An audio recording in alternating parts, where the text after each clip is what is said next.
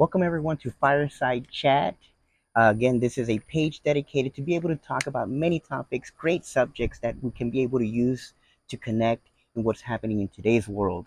This is again a page that I wanted to do to be able to teach the young generation, and of course not just the young generation, but anyone who might have a liking to these subjects such as history, such as science and mathematics, literature and language, business and economics, better living.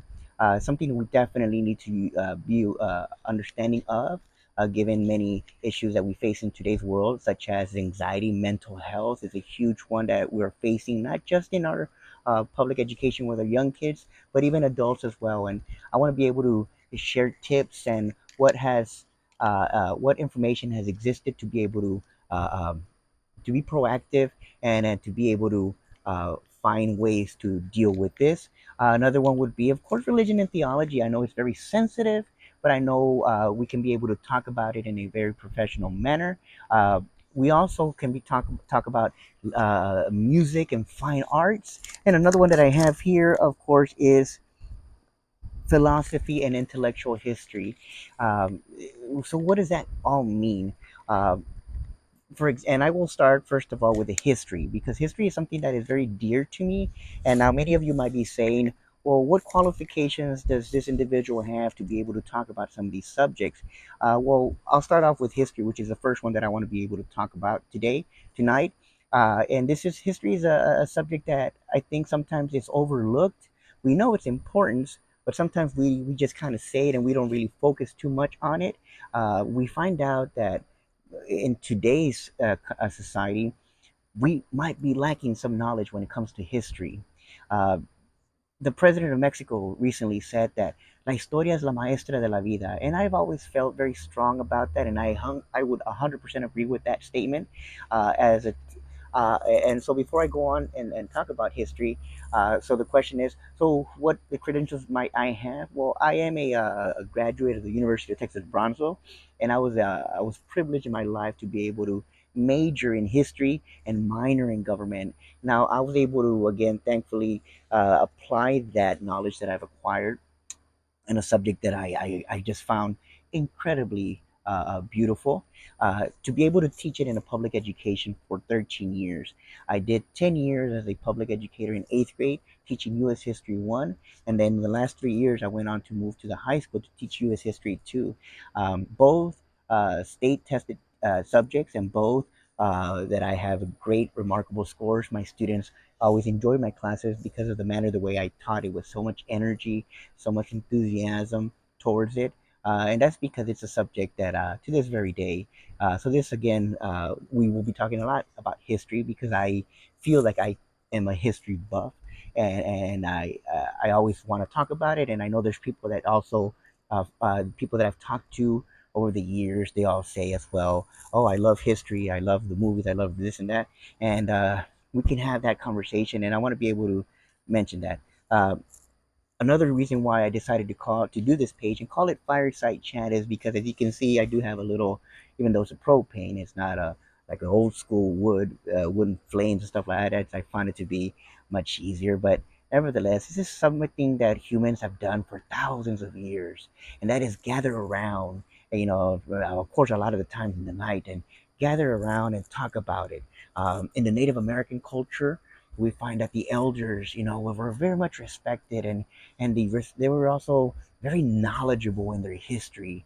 And this is a torch of knowledge that they would pass to the young generation.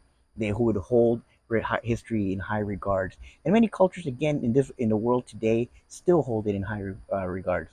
I know sometimes we kind of shy away from it here in the United States because we focus on other subjects like science and mathematics, technology, engineering. This is what we call STEM, and sometimes history is put not so much in the forefront, but sometimes in a little bit in the back. And never. And what thing is, history is always there. Whether we talk about science, there's history involved in it. When we talk about mathematics, there's history. And so history encompasses everything. Again, la maestra de la vida. So I will start with the history part as at first. So one of the questions that I always get, and that is the issue of government. How did that come to be? Where did it originate from? And so we have to turn back the time here, and we're gonna go back to the beginning. Okay, look, this history of humanity has been, we know that the motherland at some point millions of years ago comes from Africa. Fossil evidence shows that it proves to be true, and over the millions of years, go from being a Homo erectus grew to a Homo sapiens, the wise ones, and we find out that humans ventured out of Africa at some point in history. Some of them going to the northern part of that world, some of them going to the eastern part of that world, and eventually many of them coming to the Americas, crossing via a land bridge called the Bering Strait. This is due to the ice age and sea levels dropping, and being able to create a land bridge from one continent to the next. So much beautiful history in these thousands of years. But the cradle of civilization that we know of begins in the Mesopotamia era region, which would be today modern age Iraq. Areas that held civilizations such as the Babylonians, Sumerians, and many many more. But it happened that we know of, around 10,000, 12,000 years ago. What happened at that time? We find out that the Ice Age was coming to an end. These groups of wanderers at one point going from place to place looking for food, following the big game, these hunters and gatherers, at some point they realized that they could plant a seed in the ground and eventually something will sprout out that will create something edible for them, that will create energy. When that revolution comes to happen in human civilization, we find out that it changed everything. We no longer have to move from one place to the next. We can stay in one spot and watch this source of energy grow out of the ground. And while that's happening, while that is moving, you have to excuse me. I'm actually outside. I love being outside. And this is in my own backyard. So every now and then, of course, I'm subject to all the elements out here, which includes bugs. And of course, every now and then, you might see my dog wandering around. Pay no attention to him.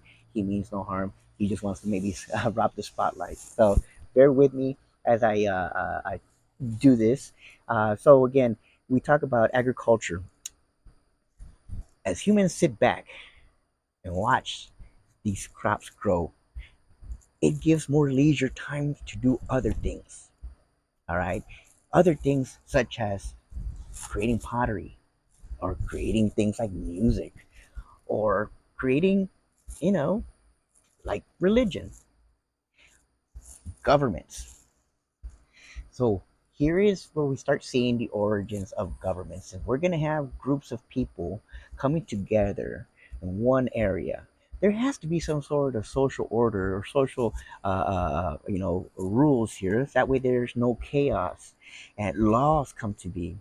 Of course, we find out that history it kind of begins for us when writing comes to be. Writing comes to be, of course, to keep track of all the food that is now being available because of agriculture, counting how much there is and so forth and so on. But thanks to right there, that moment in time, which happened around 6,000 years ago, we find out what people were doing, how they were living, what existed, which included stories, which we'll talk about in the literature area, like the story of Gilgamesh, which is considered the oldest form of literature ever. And again, you might see my dog every now and then, so pay no attention. This is Bucky, and he just likes to be everywhere. So I will continue here. Language, writing, government comes to be. Now, again, this is in about 6,000 years ago, and ever since that, we have civilizations from all parts of the world that have come and gone. And in every single one of them, there was some sort of government from all shapes and forms. All right. Like, for example, we have the Greeks at some point coming to be, and their rise to the dominating the world at that particular time. But there we also saw their decline. We also saw the Roman Empire rise and we saw it fall. We even saw the era of the golden age of Islam, which saw its rise and we saw its fall, and eventually leading all the way to today.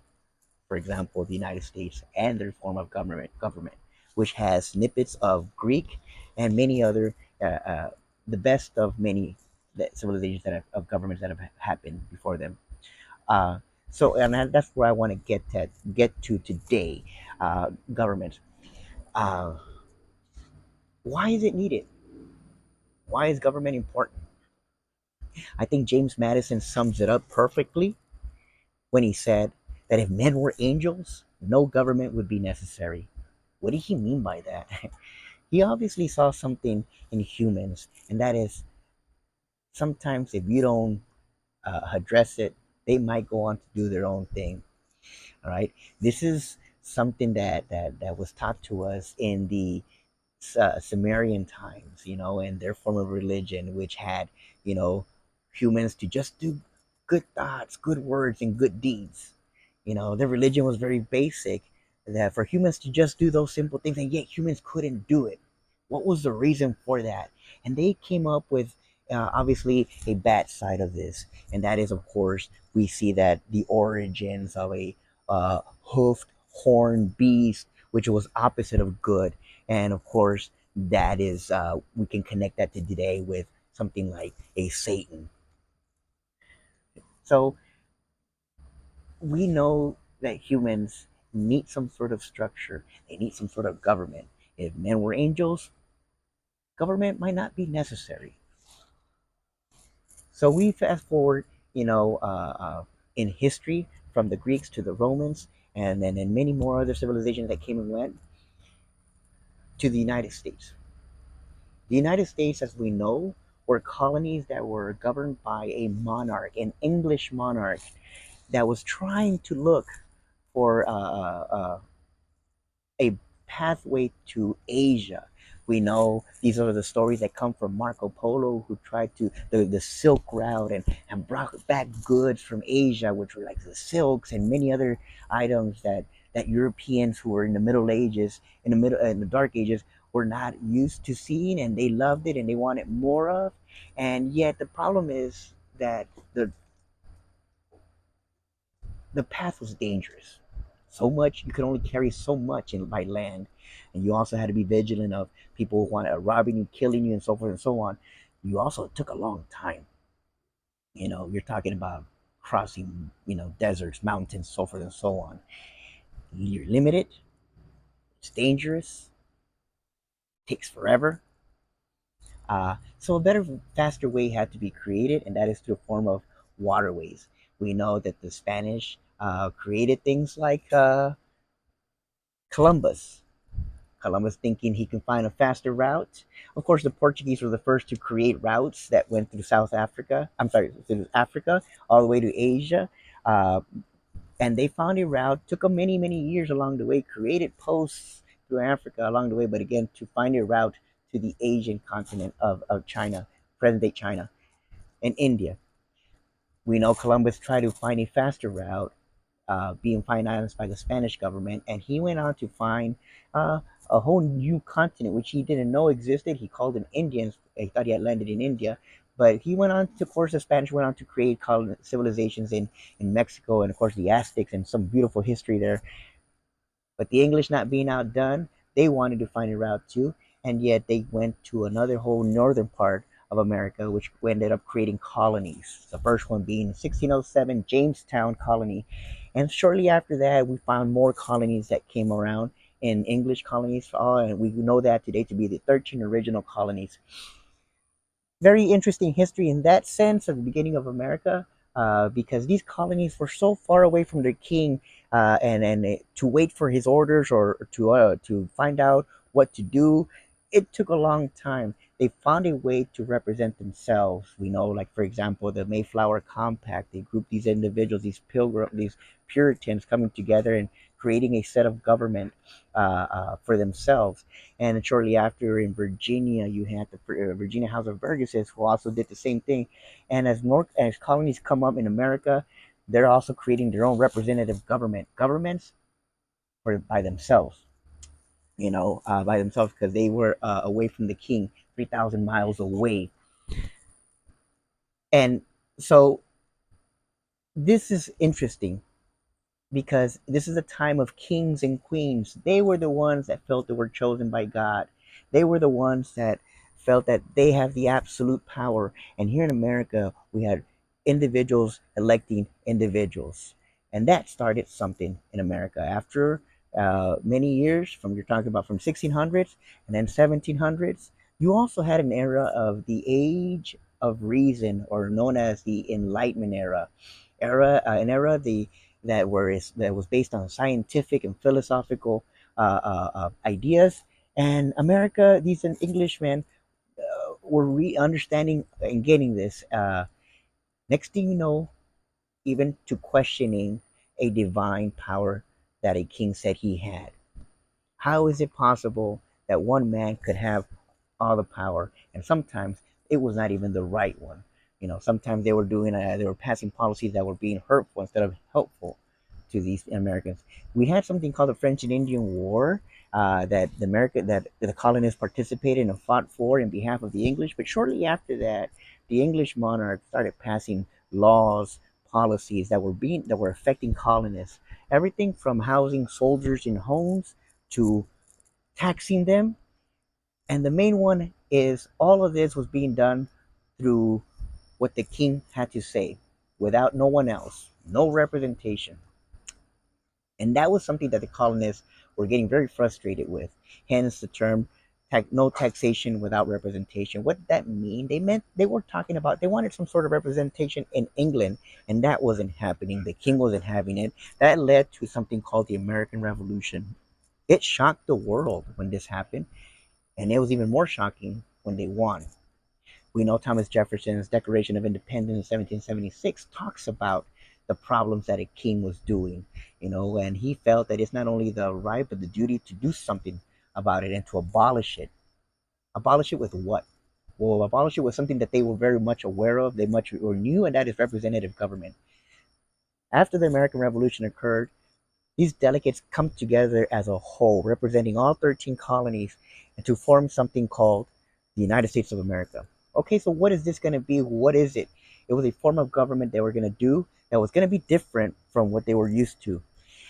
They gathered together in the summer, in May of 1781, and finished all the way to September 1617. And along the way, they created a government. One of the fathers, which will go on to become the father of the Constitution, is a man by the name of James Madison. The man was uh, the most educated one of them all. He had a higher level education, more than the others, and it was documented that he would show up to the convention with books of civilizations that have occurred before and the forms of government that existed and what worked, what didn't work. And it was pretty much what I consider like a copy and paste.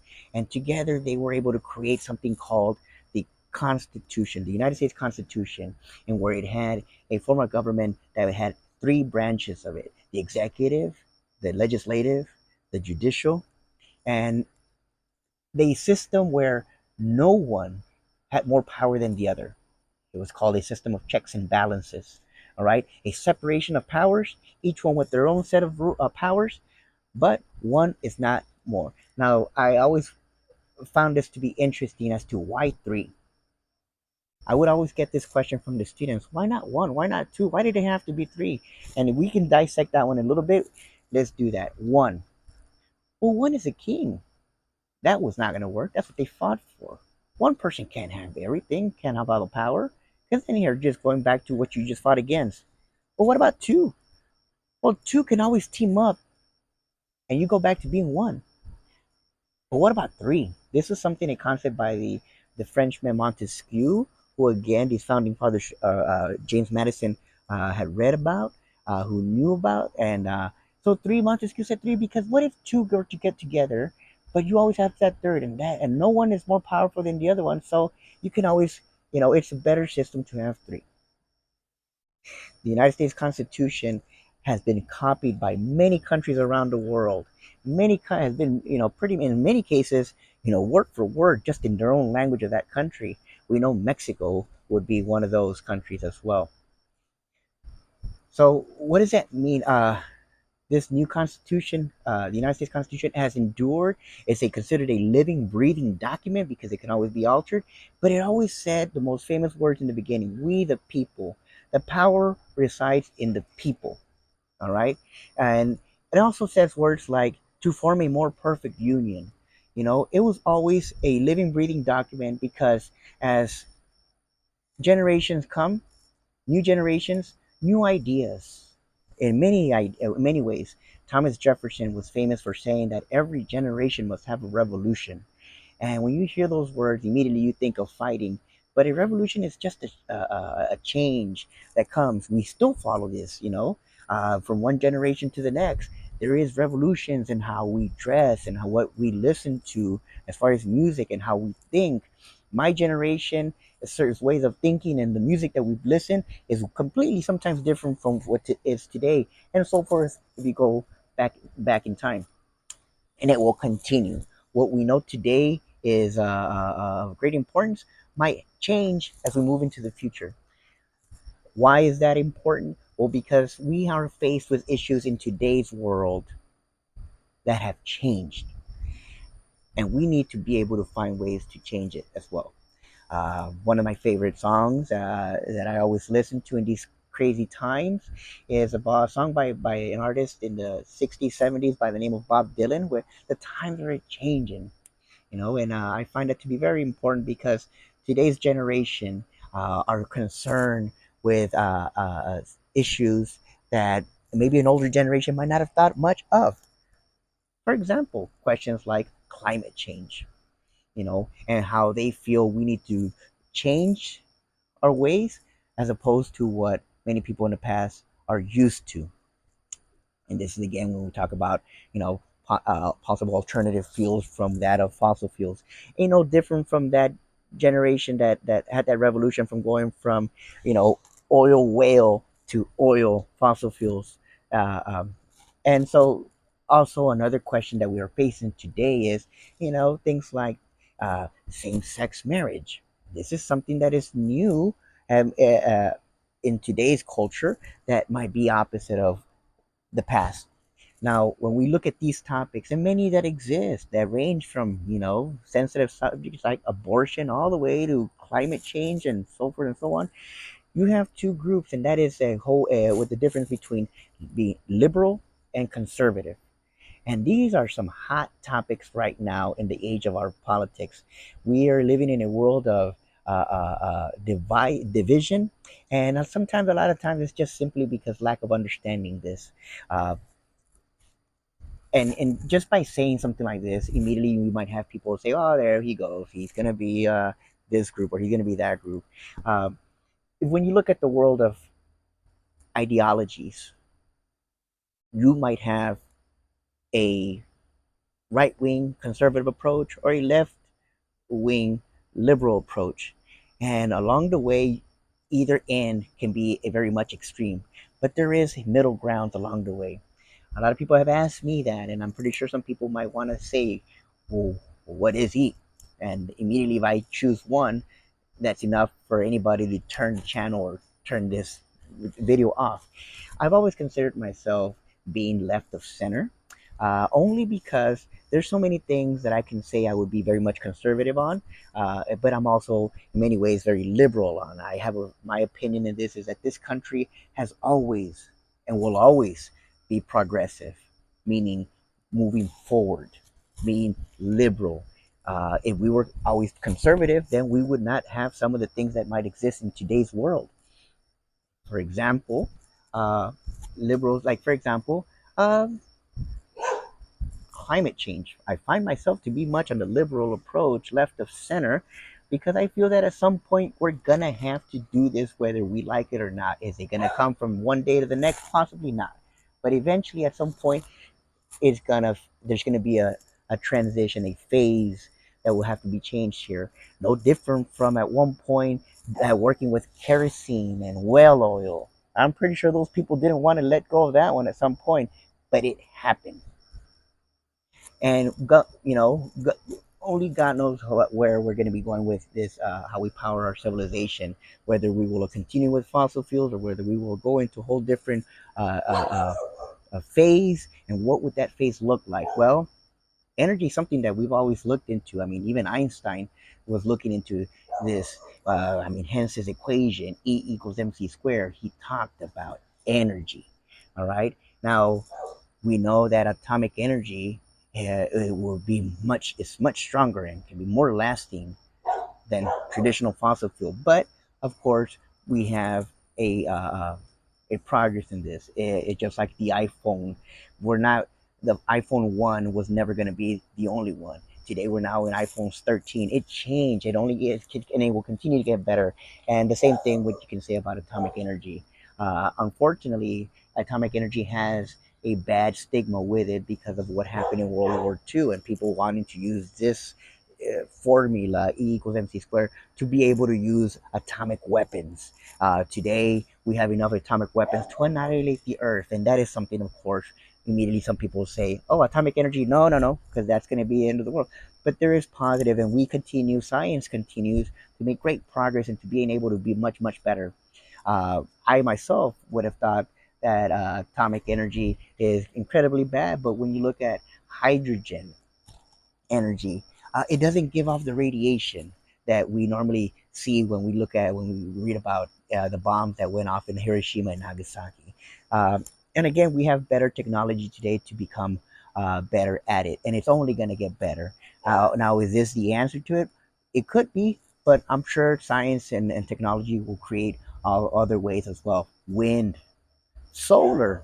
These are great examples of the technologies that the science and technology that we know exists and how we can make it better. So anyway, we go back to this because all of this are topics that we are faced with in today's country with politics, and I want to be able to enlighten some people to kind of, you know, to where you're not just immediately saying, "Oh no, this group. Oh no, that group." There is benefits by having these conversations. So when I talk about governments, I'm going to go back to, of course, the one that we are in, and that is in this country, the United States, uh, and the politics that exist. Um, and history is a great teacher to be able to enlighten us, to be able to make decisions that will make us make the right decision when we go out to the ballot box and put and select our future leaders that I hope will take history into consideration and the benefits of learning from the past. That way, we don't make the same mistake. Today, we want to make sure that democracy continues to move forward. We want to make sure that democracy, the people are the ones that hold power. And yet, we live in a world where we do have countries where one individual feels that they should have all the power. We still have countries like that are still ruled by kings. We have countries where we have an individual that will be the leader the for 100 years, for the rest of his life. We have countries where only that leader is what goes. Countries like North Korea and dictatorships, or countries like Russia and an authoritarian regime that, of course, has its downsides too.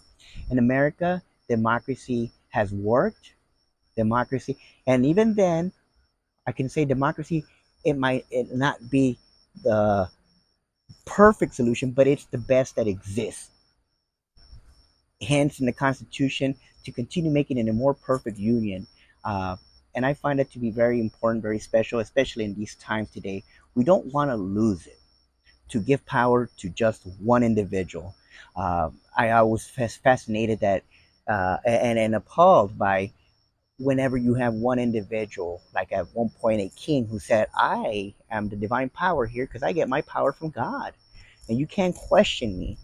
And then along the way, you have them making decisions that were just horrendous. Uh, and of course, that can't be. We need to have a system where you have to show, hey, wait, no, this is not how it's going to work, and you can have a compromises along the way. Uh, in North Korea, you find out. that the dictator there at one point, he went golfing in 18 holes and he shot hole in one in every single one of them. You have to call out that card of I don't know how true that is, but obviously when you can't say anything against him, you just kind of have to accept it. And we don't want to live in that because then they go on to say whatever they want to say, whatever lie, and they will find it to be true, the people. So, again, history is the first topic that I wanted to talk about. And of course, when I talk about history, I talk about governments, and that's where I wanted to end this session here. The importance, our next session would be dealing with science and mathematics and how that has revolutionized humanity and continues to change the world and the universe, mathematics, which is considered the language of the universe. So, for that, I want to go ahead and say until next time, and thank you so much for listening.